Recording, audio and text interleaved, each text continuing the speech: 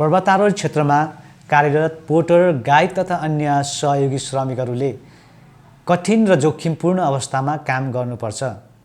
यो जान्दा खुसी लाग्यो किन नेपाल सरकारले सामाजिक सुरक्षा कोष एसएसएफ मार्फत सबै श्रमिकहरूको संरक्षण, स्थायित्व, गरिमायुक्त जीवन सुनिश्चितता गर्न विभिन्न सामाजिक सुरक्षा योजनाहरू कार्यान्वयन गर्दै आएको छ।